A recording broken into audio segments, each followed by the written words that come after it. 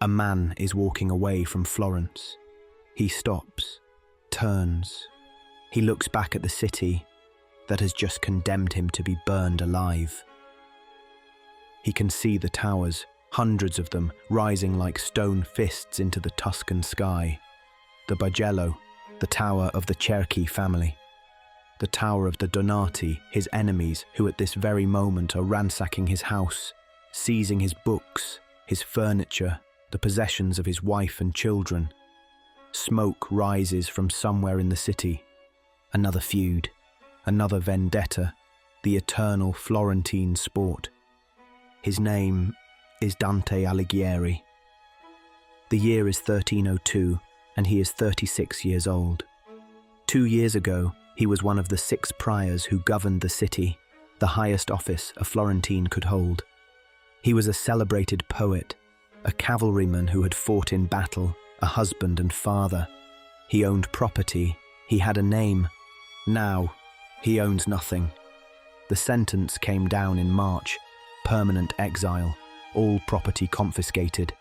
If he ever sets foot in Florentine territory again, he is to be burned at the stake. He is not a murderer. He is not a thief. His crime is being on the losing side of a political coup engineered by a pope who wanted to devour Tuscany. He turns away from the city. He begins to walk. He does not know it yet, but he will never see Florence again. For the next 19 years, he will wander northern Italy, dependent on the charity of nobles, sleeping in borrowed rooms, eating borrowed bread. He will taste, as he'll later write, how salty is the taste of another's bread, and how hard the path to go up and down another's stairs. This should be the end of his story, a footnote, a casualty of a forgotten feud in a minor Italian city. But in the darkness of exile, this broken man will do something extraordinary. He will build a new world, a complete, rational, terrifying, and beautiful universe where justice is absolute, where every sin has its precise punishment, where love moves the stars. He will write it not in Latin, the language of scholars and priests, but in his own Tuscan tongue, the language of merchants and mothers. He will populate his 3 kingdoms with popes and prostitutes, emperors and usurers, saints and suicide victims. He will place his enemies in hell and damn them forever in poetry that will outlive every institution that destroyed him. The poem he will write is called, simply, The Commedia. This is the story of how it was made. And it all begins in a city of towers and blood, a city at war with itself. This isn't the Florence of tourist postcards, with its marble Duomo gleaming in gentle sunlight. Picture instead a medieval fortress city, stone towers, hundreds of them, soaring 100 feet into the air. Each tower is a family stronghold, bristling with battlements. When the feuds erupt, and they erupt constantly, arrows rain down from these heights. Boiling pitch is poured onto the streets below. Barricades go up. Blood runs in the gutters. This is Florence in the year of Dante's birth, 1265. A city so violent that a single broken wedding engagement in 1215 plunged it into generations of blood feud. Buondelmonte de Buondelmonti was murdered at the foot of the Ponte Vecchio for jilting his fiancée. The Buondelmonti family swore vengeance and aligned with the Pope. Their rivals, the Amidei and Uberti, turned to the Holy Roman Emperor. And just like that, Florence was divided between Guelphs and Ghibellines, names imported from German dynastic feuds. But here, in these narrow streets, they meant life or death. But Florence was also becoming fabulously wealthy. Florentine bankers financed kings. The gold florin became the international currency of Europe. Wool merchants and silk traders built fortunes. This was a city where feudal aristocrats, whose power came from land and bloodline, were being challenged by a new class. Bankers, guildmasters, ambitious men whose power came from money. The political conflict mapped onto this economic tension. Ghibellines were the old, landed nobility. Guelphs were the new mercantile elite who saw the Pope as a useful counterweight to imperial power. Dante's family was minor nobility, moderately wealthy, respectable. His father was a moneylender. When Dante was 7, his mother died. When he was 18, his father followed. He was effectively an orphan, raised in a city that was a pressure cooker of wealth, violence, and political rage. And then, at 9 years old, something happened that would define his entire life. The year is 1274. His father takes him to a May Day festival at the home of a wealthy banker named Folco Portinari. There is music, laughter, spring flowers, and then Dante sees the banker's daughter. Her name is Beatrice. She is 8 years old. She is wearing a dress the colour of blood. Decades later, Dante will write that from this moment, love quite governed my soul. This isn't a romance in any sense we'd recognise. He barely speaks to her in his entire life. She grows up and marries a banker named Simone de Bardi. She dies young at 24 on June 8th, 1290. But for Dante, she becomes something else entirely. Beatrice becomes a bridge to God. To understand how, you need to understand how Dante and his circle of poet friends were revolutionizing Italian love poetry. They called their movement the Dolce Stile Novo, the sweet new style. Before them, courtly love poetry was a game, a social performance. The knight praises the unattainable lady. He suffers beautifully. Maybe she rewards him with a smile or a glove. It's stylized, artificial, transactional. But Dante and his friends, poets like Guido Guinizelli and Guido Cavalcanti, were after something else, something deeper. They believed love wasn't just desire. They believed love was a spiritual transformation. The beloved wasn't an object to be won. She was the Donna Angelicata, the angelic woman who leads the lover toward virtue, toward God himself. Their poetry was introspective, philosophical, filled with complex metaphors. It treated love as an intellectual and moral event. To truly love required a core gentile, a noble heart, and this nobility wasn't about birth, it was about character. Love ennobled the soul. This was radical stuff. It democratized nobility, making it a matter of spirit rather than lineage. And Dante took it further than anyone. Around 1293, 3 years after Beatrice's death, Dante creates a revolutionary book, La Vita Nuova, The New Life. It's a prosimetrum, weaving 31 of his love poems with autobiographical prose commentary. It's an act of self-creation. The narrative begins with that May Day encounter when he was 9. From that moment, he writes, love governed him. He sees Beatrice occasionally, always from a distance. He composes poems in her honor, but he never approaches her. Instead, he pretends to pay attention to other women, to hide his true feelings. This backfires. Beatrice, displeased by rumors, denies him her greeting. For Dante, this is catastrophic. In courtly love tradition, the lady's greeting was everything, the sign of favor, the reward. To be denied it was to be cast into despair. But this crisis forces a revelation. He realizes the true purpose of his love isn't to receive anything, it's to give praise. His joy shouldn't depend on her acknowledgement. It should be found purely in celebrating her virtue. In one poem, Ladies Who Have Intelligence of Love, Dante writes, "The mind of God receives an angel's prayer. My Lord, there appears to be upon your earth a living miracle, proceeding from a radiant soul whose light reaches us here." And in another, "So gentle and so virtuous she appears, my lady, when greeting other people, that every tongue tremblingly grows silent, and eyes do not dare gaze upon her." This isn't about desire. This is about awe, about the transformative power of beauty and goodness. Then, Beatrice dies.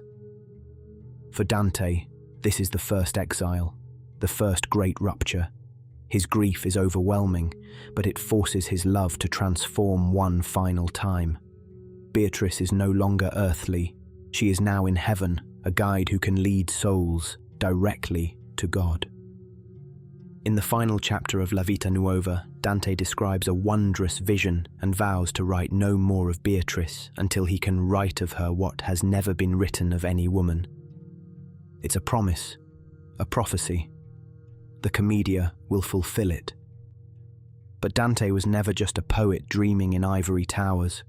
He was a man of action, fully engaged in the violent political life of his city.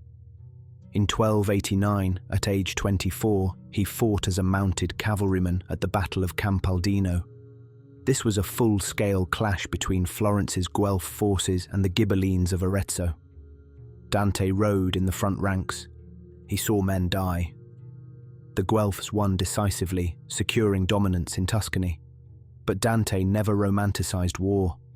In the Inferno, many of his fellow soldiers would end up in hell. To hold public office in Florence, you had to belong to a guild. Dante wasn't a doctor or an apothecary, but he joined the Guild of Physicians and Apothecaries, a common workaround for intellectuals. He served on city councils. He undertook diplomatic missions. He believed in the Aristotelian ideal, man as a political animal, fully human only when participating in civic life. By 1300, he'd reached the peak. At 35, he was elected Prior of Florence, one of 6 men who formed the executive government. It was the highest office in the Republic.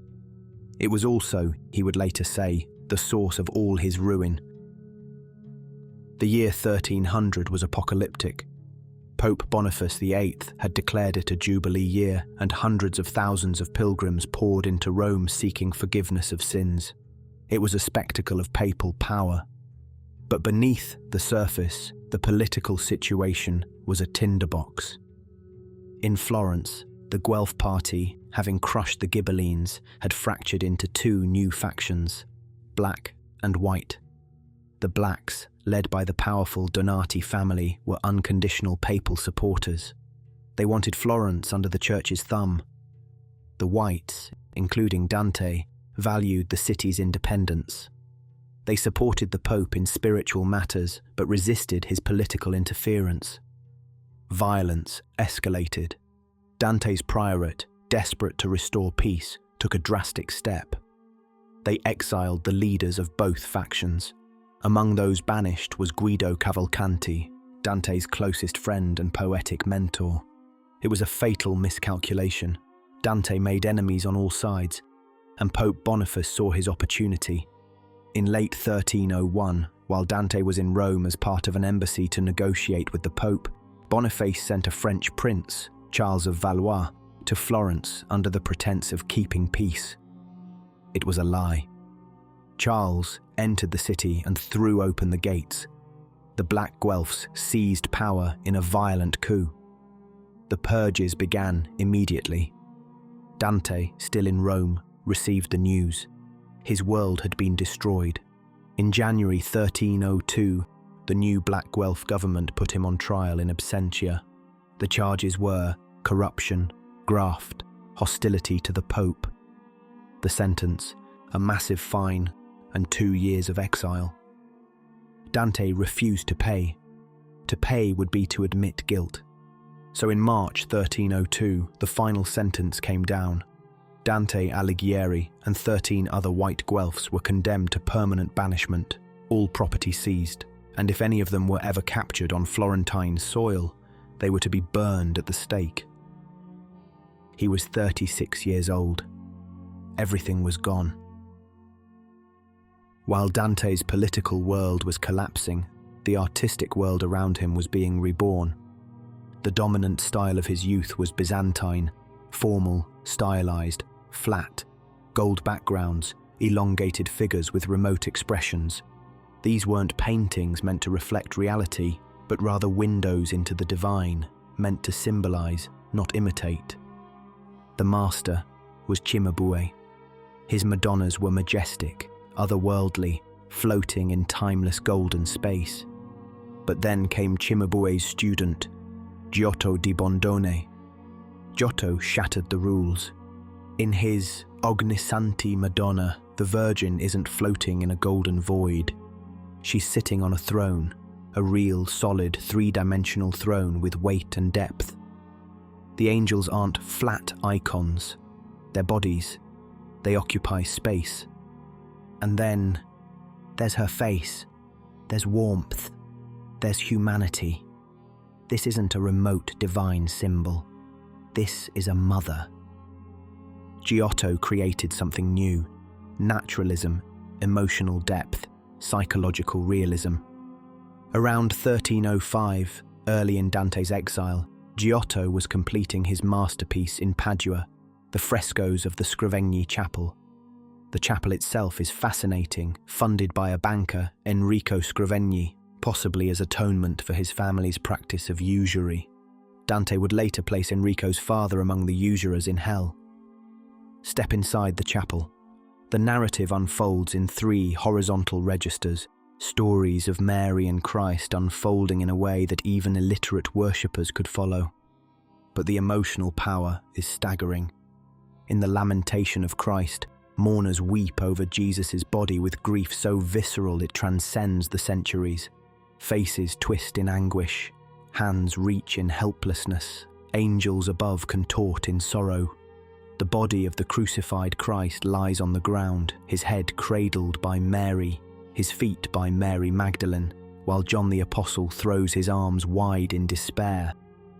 Frozen in colour and plaster, this is a tragedy unfolding before your eyes. And on the counter facade, Giotto's monumental Last Judgment. His hell is a nightmare made visible. A monstrous Satan chews on sinners in his 3 mouths, the exact punishment Dante would give to the arch-traitors Judas, who betrayed Jesus, and Brutus and Cassius, who betrayed Julius Caesar. Figures are thrust headfirst into pits, flames licking their feet, an image that echoes what Dante would describe for the simoniacs. The bodies of the damned hang from barren trees, anticipating the torment of the souls in Dante's wood of suicides. The chronology is clear. Giotto's frescoes predate Dante's Inferno. It's highly probable that Dante, wandering in exile around 1305, found himself in Padua. Perhaps he stepped into that chapel. Perhaps he looked up at that Last Judgment and realized his calling. He would do for poetry what Giotto had done for painting. He would make the sacred viscerally, terrifyingly, beautifully real. In Purgatorio, Dante writes, "In painting, Cimabue thought he held the field, and now it's Giotto they acclaim. The former only keeps a shadowed fame." Dante understood. He understood that the revolution in art mirrored his own revolution in poetry. Both men took sacred subjects and rendered them with shocking humanistic realism. Giotto made you feel you were witnessing the crucifixion. Dante would make you feel you were walking through hell. But Dante's revolution wasn't just artistic, it was intellectual. The 13th century was convulsed by the rediscovery of Aristotle. For centuries, Western Europe had only fragments of his work. But now, through Arabic translations and Islamic commentators like Avicenna and Averroes, the complete Aristotelian corpus flooded in. His physics, metaphysics, ethics, politics, a comprehensive rational explanation of the natural world. This created a crisis. How do you reconcile a pagan philosopher with Christian revelation? Enter the scholastics, led by the towering figure of Thomas Aquinas. His Summa Theologia is a monumental attempt to synthesize Aristotelian reason with Christian faith. Question by question, objection by objection, he builds a complete intellectual architecture. Dante absorbed this deeply. The Commedia has been called the Summa in verse. In Paradiso, Aquinas appears among the wise in the heaven of the sun, a key spokesman for divine philosophy. One Thomistic idea is crucial. Sin isn't rule-breaking. Sin is misdirected love. According to the teachings of Aquinas, every action is motivated by love, by desire for some good. But we can love the wrong things, or love good things wrongly, or love them too much. There are 3 ways love goes wrong. Malicious love is loving evil things, taking pleasure in harming others. Pride, envy, and wrath is malicious love. Deficient love is not loving good things enough. This is sloth.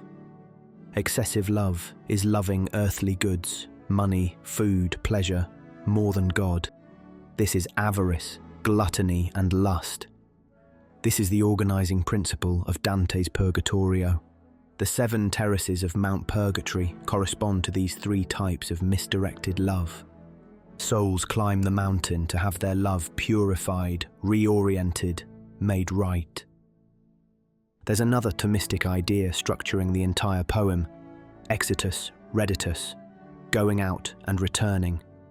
Everything proceeds from God, exitus, and the purpose of everything is to return to God, reditus. The Summa follows this arc. It begins with God's nature, moves to creation and humanity's fall into sin, and concludes with the path of return through Christ. Dante's poem maps this exact journey. The Inferno is the soul's ultimate separation from God, the farthest point of exitus. Purgatorio is the active process of reditus, the arduous climb back. Paradiso is the culmination, the soul's reunion with its divine source. The reader doesn't just read about this arc, you experience it through the poem's architecture. But what about freedom? For Aquinas and Dante, true freedom isn't licensed to do whatever you want. That's the freedom that leads to Lucifer being frozen in ice at the bottom of hell, utterly trapped by his own rebellious choice. True freedom is the capacity to choose the good, to perfect your nature. Sin isn't freedom, it's slavery, a self-imposed prison. The damned in hell are frozen in their choices, eternally repeating the same sins, unable to escape. The poem opens with Dante lost in a dark wood. He is 35 years old, the midpoint of life. It's the night before Good Friday in 1300, the year he was prior, the apex of his power, and the beginning of his ruin. The opening lines are among the most famous in literature. Midway upon the journey of our life, I found myself within a forest dark, for the straightforward pathway had been lost. He's alone, terrified. 3 beasts block his path: a leopard, a lion, a she-wolf, representing different categories of sin. He can't escape. Then, Virgil, the Roman poet, author of the Aeneid, appears. Sent by Beatrice to guide him, Virgil tells him, there's only one way out of this dark wood. You have to go down. You have to descend through hell, see sin for what it truly is. Only then can you climb the mountain to paradise. Words are carved above the gates to hell. Abandon all hope, ye who enter here. Beyond this threshold, there is no redemption, no second chances, no transformation. And now, let us enter. Dante's hell is a vast funnel carved into the earth, created by Lucifer's fall from heaven. 9 concentric circles, growing narrower and deeper. The punishment becomes more severe with each descent. The moral geography is precise. The upper circles hold the incontinent, those who couldn't control their passions. The middle circles hold the violent, those who deliberately harmed others, themselves, or God. The lower circles hold the fraudulent, those who used the distinctively human gift of reason to deceive and betray. Because fraud corrupts what makes us human, it's the worst sin of all. The organizing principle is contrapasso, counter-suffering. The punishment reflects the sin. It's not arbitrary divine revenge. It's the eternal manifestation of the sinner's freely chosen state. In the second circle of the Inferno, we find the lustful. These souls were swept away by passion in life. Now they're swept forever by a violent, dark whirlwind, never touching, never resting. Among them is Francesca da Rimini. She tells Dante the story of her affair with Paolo, her husband's brother. She blames a book, a romance about Lancelot and Guinevere, for leading them astray. That day, we read no further, she says. It's heartbreaking. a reminder that sin isn't always monstrous. Sometimes it's tragic. The third circle of the Inferno. Here, the gluttonous lie in foul, icy slush, battered by freezing rain. The sin was wallowing in food and drink. The punishment is wallowing in filth. Cerberus, the three-headed dog, tears at them. Then, Dante descends deeper, and we go with him. In Circle 8, Bolgia 3, we meet the Simoniacs. These are corrupt clergy who sold church offices for money. They're stuffed upside down into holes like baptismal fonts, flames burning their feet, a grotesque inversion of the sacrament. Here, Dante encounters Pope Nicholas III, who mistakes him for the still-living Pope Boniface VIII. Nicholas cries out, "Are you here already, Boniface? By several years the writing lied to me. Are you so swiftly sated with those profits for which you did not fear to take by guile the beautiful lady and to do her outrage?"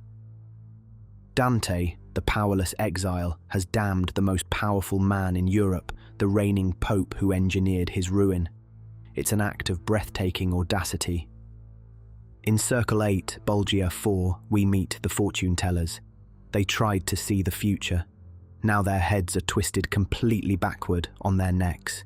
Their tears run down their backs. They can see only what's behind them, never ahead. In the 9th circle of hell, we find the traitors. The bottom isn't fire, it's ice, the lake of Cocytus.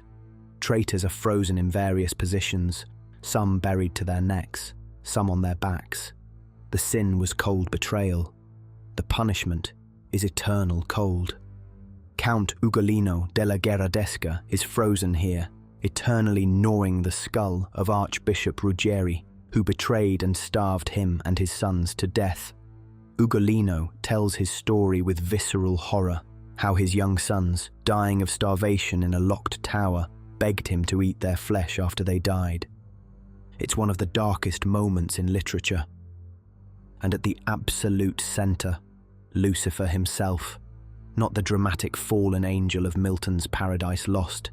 This is a grotesque, impotent monster, half buried in ice. 3 faces, bat wings. In each mouth, he chews one of history's greatest traitors. Judas, who betrayed Christ, and Brutus and Cassius, who betrayed Caesar. This is the bottom, the farthest point from God. Not fire, but ice. The complete absence of love, the absolute freezing of the soul. Dante and Virgil climb down Lucifer's body, pass through the center of the earth, and emerge on the other side. The final line of Inferno. And thence we came forth to see, again, the stars. Emerging from hell's darkness, they arrive at the base of an enormous mountain rising from the sea. Mount Purgatory. This is a realm of hope. 7 terraces, each corresponding to one of the 7 deadly sins, reconceived as forms of misdirected love. But the crucial difference, Purgatory is dynamic. The souls here are saved. They suffer not as punishment, but as willing purification. They're not tormented by demons, but guided by angels. Their journey is accompanied by prayer, song, and art, depicting examples of vice punished and virtue rewarded. As Dante ascends, angels erase the 7 P's from his forehead. P for peccatum, sin. Each terrace teaches a virtue that counters a vice. Pride is countered by humility, envy by generosity, wrath by meekness, sloth by zeal, avarice by poverty, gluttony by temperance, lust by chastity. On the terrace of pride, the proud are bent double under enormous stones, learning humility. They can't lift their heads. They see examples of pride punished, carved into the marble beneath their feet. On the terrace of envy, the envious have their eyes sewn shut with iron wire. They sit in darkness, hearing examples of generosity, but unable to see. On the terrace of wrath, the wrathful are enveloped in acrid smoke, unable to see anything around them, blind rage made literal blindness. Dante meets poets, politicians, kings, all eager for news of the world they left behind. He encounters Oderisi, a manuscript illuminator who laments the fleeting nature of earthly fame. He sees the proud bent double under enormous stones. He hears the mountain tremble as a soul completes its purification and is freed to ascend to paradise, an earthquake of joy. As they get nearer to the summit, Virgil speaks his final words in the entire poem, telling Dante his will is now upright and free. At the summit of Mount Purgatory lies the earthly paradise, the Garden of Eden. There, a sacred procession approaches, a chariot wreathed in flowers, 24 elders and angels singing from above. From within the chariot, a veiled figure appears. Dante turns to share his wonder with Virgil, but Virgil is gone. Virgil, the virtuous pagan, has guided Dante as far as human reason can go, but to enter heaven, Dante needs grace. The lady in the chariot reveals herself, Beatrice, but she's not the gentle muse of La Vita Nuova. She's stern, commanding, a Christ-like figure in her authority. And she turns on him. She accuses him of his failures after her death, of straying from the path. She forces him to undergo a painful public confession before he can be cleansed in the river's Lethe, erasing the memory of sin and, restoring the memory of good and deemed worthy to enter paradise. Before ascent, there must be humiliation. Before grace, there must be repentance. With Beatrice as his guide, Dante begins the final journey through the 9 celestial spheres of the Ptolemaic cosmos: Moon, Mercury, Venus, Sun, Mars, Jupiter, Saturn, the fixed stars, the primum mobile, and beyond to the Empyrean, the mind of God. This is Dante's greatest poetic challenge: how to describe bliss, how to put the ineffable into words. His solution: a series of profound theological conversations with the blessed souls who appear in each sphere. They don't actually reside there. All the blessed exist in the Empyrean, but they manifest in these lower spheres to show Dante the varying degrees of blessedness. As Dante ascends, everything intensifies. The light grows brighter, the speed increases. Beatrice becomes more radiant with each sphere, so beautiful that Dante warns he can no longer adequately describe her. In the heaven of the sun, we meet the great theologians, including Thomas Aquinas. In a beautiful gesture, Aquinas, a Dominican, praises Saint Francis of Assisi, founder of the Franciscans, and Saint Bonaventure, a Franciscan, praises Saint Dominic. Reconciliation of intellect and charity, reason and love. In the heaven of Mars we find warriors of the faith arranged in the shape of a cross. Among them, Cacciaguida, Dante's own ancestor, who prophesies his exile in words that still burn. You shall leave everything you love most dearly. This is the arrow that the bow of exile shoots first.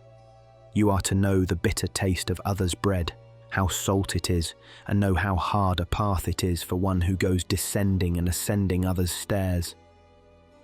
The heaven of the fixed stars is where Dante looks back and sees how far he's travelled.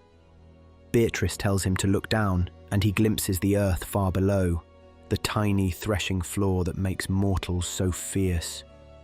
How small our conflicts seem from here.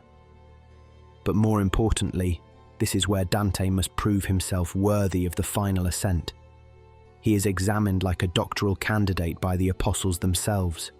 Peter questions him on faith, James interrogates him on hope, John tests him on charity, the 3 theological virtues that support all Christian life.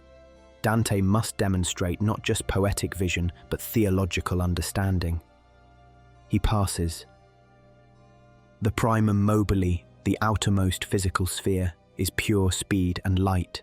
It imparts motion to all the lower heavens. Here, Beatrice explains the nature of angels, those pure intelligences who move the spheres through their contemplation of God. A new guide appears, Bernard of Clairvaux, the great mystic, the monk who wrote with ecstatic passion about divine love. Only Bernard, who spent his life in contemplation, can lead Dante through this final passage. Dante beholds the Blessed, arranged in the form of a vast white rose, tier upon tier of souls seated like petals, all gazing toward the center where God's light blazes. Angels fly between the rose and the light like bees, carrying divine love. The architecture is simultaneously a flower, an amphitheater, and a celestial city. Mary sits at the highest tier, and below her, arranged in precise theological order, all the redeemed of history. Bernard prays to Mary on Dante's behalf, asking that he be granted the supreme grace, direct vision of God's essence. The prayer is granted. What Dante sees cannot be told. He warns us of this repeatedly. Memory fails, language shatters, but he offers us glimpses, metaphors, the scattered fragments of an experience that exceeds human capacity. First, he perceives all the scattered pages of the universe bound by love into a single volume. Everything that seems separate, substance and accident, matter and form, unified in one vision. Then, 3 circles of light, equal in size but different in color, interwoven yet distinct. The Trinity. One circle seems reflected from another, and the third seems fire-breathed equally from both. He stares, trying to understand how 3 can be 1. And then he sees the image of a human face, the mystery of the incarnation, humanity united with divinity. How can the circle contain the human form? How can the infinite encompass the finite? His mind strains. He cannot grasp it through reason alone. And then, a flash of understanding. Grace strikes like lightning. In a moment beyond time, he comprehends. The vision floods through him, but already it's fading. Already he's falling back into time and language. He can no longer remember what he understood. He can only testify that it happened, that for one instant he saw the pattern, touched the truth, knew the answer to every question. And what remains is not knowledge, but transformation. Let us listen to the final lines of the entire poem. But my desire and will were moved already, like a wheel revolving uniformly by the love that moves the sun and the other stars. His will and desire are brought into perfect alignment with the love that moves all creation. The man lost in the dark wood has found his way home. In September 1321, Dante was returning to Ravenna after completing a diplomatic mission to Venice. On his way through the vast marshlands of Valle di Comacchio, he contracted malaria. Just a few days after returning to Ravenna, on the 13th or 14th of September, Dante Alighieri died. He was 56 years old. Ravenna buried him in a simple tomb. Florence, which had condemned him to burn, would later regret its exile. During the Renaissance, the city repeatedly petitioned Ravenna for his remains to build a grand monument. Ravenna refused every time. His bones remain there to this day. After Dante's death, his poem spread like wildfire. Handwritten copies circulated throughout Italy. Within decades, his Commedia was being read, discussed, performed. Giovanni Boccaccio delivered the first public lectures on Dante. The poem was so popular that the adjective divina, divine, was added by admirers, becoming standard after a 1555 edition. Divina Commedia, the Divine Comedy. In an era when Latin was the exclusive medium for serious works, Dante made a radical choice. He wrote his epic in the vernacular, in his native Tuscan dialect. In his treatise, De Vulgari Eloquentia, he'd argued that the common tongue was worthy of the highest art. The success of the Commedia validated this belief. It established Tuscan as the literary standard for the entire Italian peninsula. He's rightly called the father of Italian. By writing in a language accessible to the educated laity, he broke the clerical monopoly on culture and paved the way for Renaissance humanism. His influence on Boccaccio, Petrarch, Chaucer, and countless others was foundational. Artists have been trying to visualize Dante's journey for 7 centuries. Sandro Botticelli produced 92 exquisite silver point drawings, the first complete illustrated cycle. His map of hell applied Renaissance precision to Dante's infernal architecture. Gustave Doré created the most iconic and widely recognized visions of Dante's journey.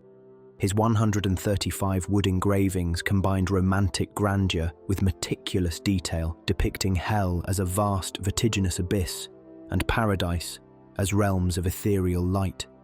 Doré's dramatic chiaroscuro and his ability to render the sublime and terrifying made his illustrations the definitive visual interpretation for generations. William Blake created 102 watercolor illustrations that are a critical engagement with the poem. Blake, the visionary mystic, admired Dante's imagination but rejected his orthodox theology, reinterpreting the journey through his own radical mythology. Salvador Dali reinterpreted Dante's Divine Comedy through a surrealist and psychological lens. His 100 watercolors employ melting forms, crutches, and bodies with drawers to visualize themes of sin, redemption, and the subconscious, reflecting Freudian influence. T.S. Eliot said, "Dante and Shakespeare divide the modern world between them. There is no third." Eliot's The Wasteland is saturated with Dantesque imagery. The crowd flowing over London Bridge is explicitly compared to the souls in hell's vestibule. I had not thought death had undone so many.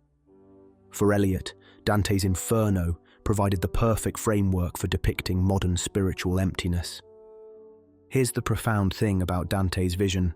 It anticipates modern psychology. The Bible has no single structured hell. Medieval theology blended classical Hades with Christian judgment into various contradictory visions. But Dante systematizes it into a rational moral cosmos, a moral physics of eternity. 9 circles, organized by severity, each with its appropriate punishment, its cause and effect. His contrapasso logic is deeply modern. You become what you do. The punishment isn't imposed from outside. It's the eternal manifestation of your inner condition. The lustful are blown by winds because they let passion blow them about. The fortune tellers can't see forward because they tried to see what they shouldn't. The traitors are frozen because betrayal is cold. This isn't arbitrary divine wrath, it's the soul made visible. Dante's moral universe operates without arbitrary punishment. In his hell, God doesn't torture anyone. The damned are simply locked into the logic of their own choices forever. They chose these paths in life. Now they walk them eternally. The journey itself is structured as contrapasso. Inferno forces Dante to look, to see sin for what it truly is. Purgatorio forces him to climb, to do the hard work of transformation.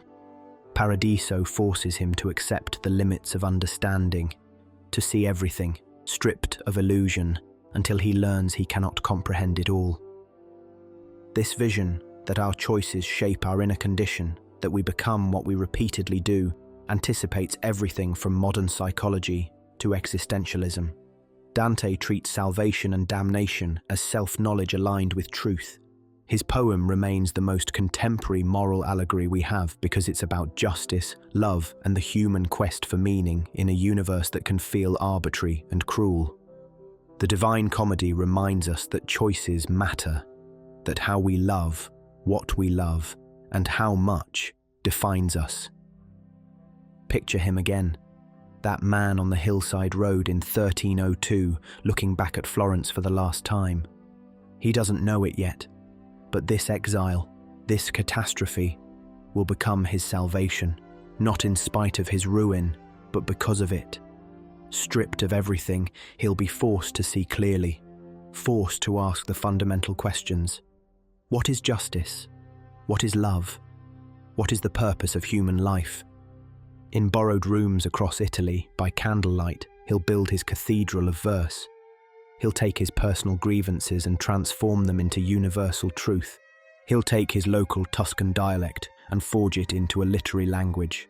He'll populate his 3 kingdoms with everyone from emperors to prostitutes, showing that all souls, high and low, face the same fundamental choice: to turn toward love or away from it.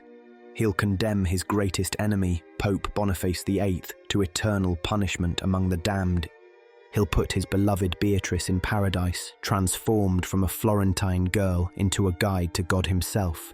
He'll imagine a universe where every action has eternal consequences, where justice is absolute, where love, properly directed, moves the sun and the other stars. Because Dante understood something crucial.